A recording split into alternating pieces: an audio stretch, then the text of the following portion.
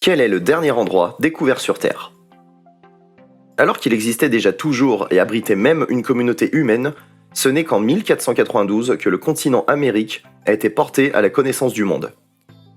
On ne peut donc pas ignorer la possibilité de l'existence d'endroits encore non explorés sur la surface du globe. D'ailleurs, la plupart de ces régions sont le plus souvent proches de civilisations bien établies.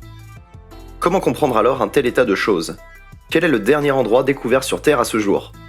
Voilà autant de questions auxquelles nous essaierons d'apporter des éléments de réponse ici. La découverte du monde, une question de financement? Tous les historiens s'accordent à dire que c'est à partir du continent d'Afrique que toutes les civilisations à ce jour connues ont vu le jour. Et pour cause, c'est sur ce continent et plus précisément en Éthiopie que le plus vieux fossile a été découvert. Il s'agit de celui d'une femme qui a été baptisée Lucie. C'est donc de cette partie du monde qu'ont commencé les différentes migrations qui ont permis l'occupation de tous les continents. Ces mouvements étaient sans doute motivés comme de nos jours par une quête de mieux-être. De fait, l'espace devenant restreint pour une population dont la taille ne cessait de croître, il fallait impérativement que certains se déplacent vers des régions plus propices. La première raison qui favorisera la conquête des différents territoires est donc reliée à la subsistance des individus.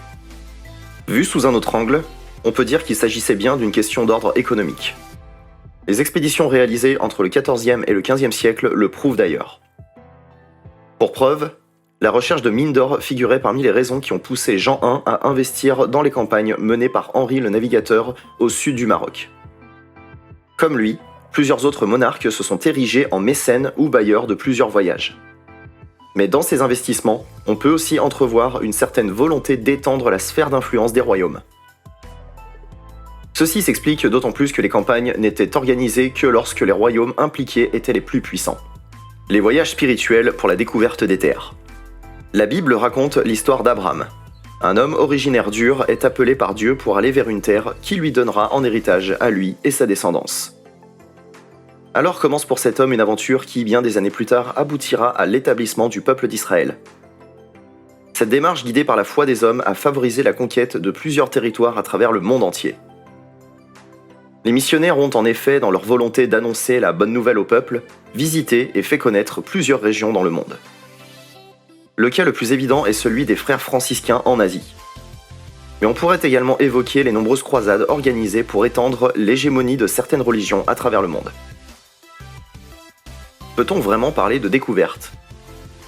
On aurait sans doute pu parler de découverte si les terres qui furent occupées par la suite étaient vierges.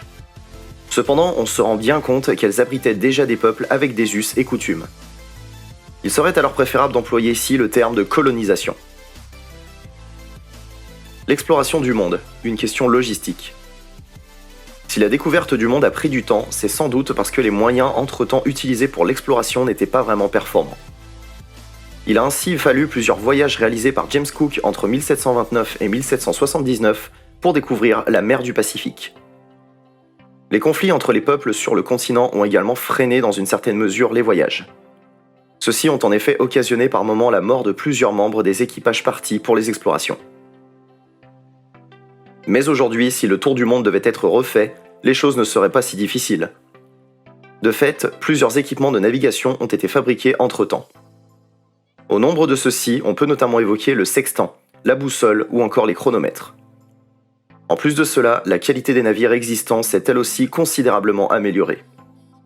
Les explorateurs ne devraient donc pas éprouver de grandes difficultés outre mesure. Historique des découvertes d'endroits sur Terre. Comme vous l'auriez sans doute compris, le berceau de l'humanité est aussi l'endroit duquel les explorations ont démarré. Elles ont mené les premières populations vers le nord et le sud de l'Afrique, puis vers l'Inde. C'est en effet dans ces régions qu'on retrouve les plus anciens ossements humains. Ces mêmes ossements qui permirent de reconstituer l'histoire de ces hommes et des femmes qui nous ont précédés. Il faut cependant se rendre à l'évidence de ce que plusieurs années se passent généralement entre les différents cycles de migration. Il a par exemple eu un intervalle de 3000 ans entre l'arrivée des premiers hommes en Inde et la première incursion dans la région de l'Asie de l'Ouest. Mais les grandes découvertes restent celles qui sont inscrites dans les grandes annales d'histoire. Elles impliquent de célèbres navigateurs tels que Christophe Colomb ou Vasco da Gama. C'est en partie grâce à ces derniers que nous disposons aujourd'hui de moyens qui permettent de donner la position géographique de plusieurs régions du monde. Ce sont également eux qui, dans la plupart des cas, ont nommé certains endroits. Ces baptêmes se sont le plus souvent faits en signe de distinction de personnalité. D'autres lieux ont par contre été nommés du fait de leur forte ressemblance avec d'autres villes européennes. Un nouveau continent découvert au sud de l'Australie. On pensait avoir tout découvert en ce qui concerne l'océan Pacifique. Mais il faut se rendre à l'évidence que l'univers nous cache encore quelque part de son mystère. Pour cause, les géologues australiens ont affirmé en 2017 avoir découvert un 7e continent au sud-ouest de cet océan, surnommé Zealandia. Ce dernier aurait été aperçu lors d'une observation des images satellitaires. Pour confirmer cette théorie, ils ont effectué une série de vérifications qui se sont finalement avérées concluantes. De ces études, on retient essentiellement que ce nouveau continent a plus de 90% de sa croûte engloutie sous la mer. La partie visible du continent comprend pour sa part 2 pays que sont la Nouvelle-Zélande et la Nouvelle-Calédonie. Il faut noter que cette idée avait déjà été émise en 1995 par un géophysicien américain du nom de Bruce Luyendyk. Mais vu que celui-ci ne disposait pas d'éléments qui auraient pu lui permettre de défendre sa thèse, on n'en tient pas vraiment compte.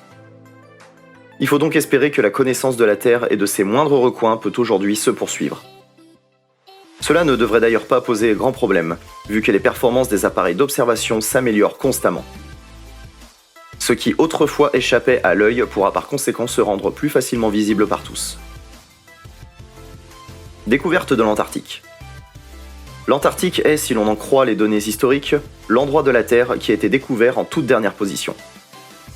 La collecte de renseignements à son sujet a été possible grâce à l'intervention de plusieurs acteurs.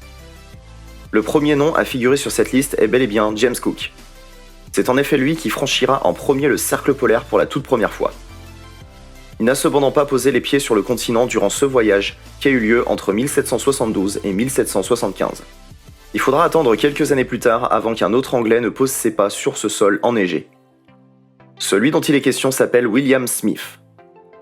Les autres personnes qui ont permis de mieux connaître cette région, d'en obtenir une carte assez représentative sont James Weddell, Jules Dumont. Ce dernier ne réussira pas à atteindre l'Antarctique, mais c'est lui qui fera la découverte de la Terre Adélie.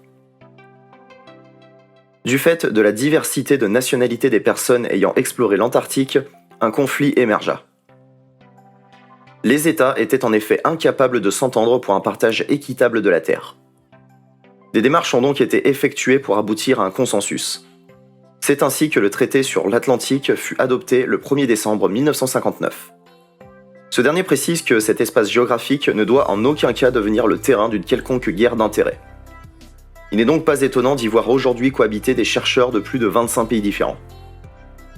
En plus de cela, la péninsule antarctique accueille chaque année des croisières d'exploration touristique. On comprend donc qu'au-delà des questions de souveraineté des États, la Terre appartient à tout le monde. Aussi doit-on travailler ensemble pour la conserver dans le meilleur état possible, ce qui permettra aux générations à venir de jouir des ressources dont elles disposent. En plus, la connaissance que l'on a de la Terre reste encore limitée. Les travaux de recherche doivent par conséquent être poursuivis afin de découvrir d'éventuelles nouvelles régions exploitables. Il s'agira donc d'approfondir les recherches actuellement en cours. Un financement important pourrait de ce fait s'avérer indispensable.